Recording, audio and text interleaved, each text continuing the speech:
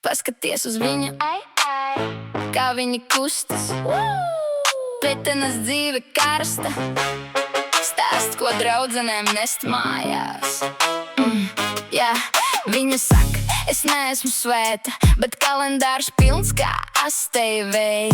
Pirmdiena randiņš pie kebaba letiņa, otrdien boss, kurš tikai par papīriem zvana.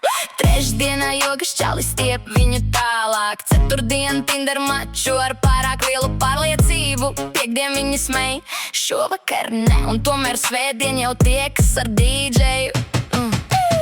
Pitenes piedzīvojumi rakstās kā seriāls katru rītu.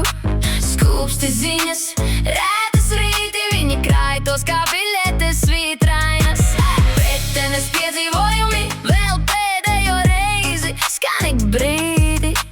Viņa zvēr, ka beigsies rīt, bet rīt atkal jauns sižets viņai līdz. Viņas čats kā muzejs ar ekspozīcijām, neatver stāstu, saka smejoties virtuvē. Kaut kur tur ieraksts, es tevi mūžīgi, nākamais, kas tu vispār esi? Pēc 3 dienām draudzene jautā, tev nav kauns? Viņa atbild, dzīve īs, ko tu gribi, lai es daru? Starp krūzēm, džinsam un izvaidītām kleitām viņa meklē nevis princis, bet labu humora izjūtu.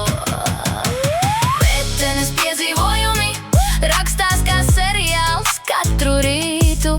Skūpsti ziņas, rētas rīti, viņi krāj tos kā biļetes svītrainas. Pitenes piedzīvojumi vēl pēdējo reizi, skan ik brīdi.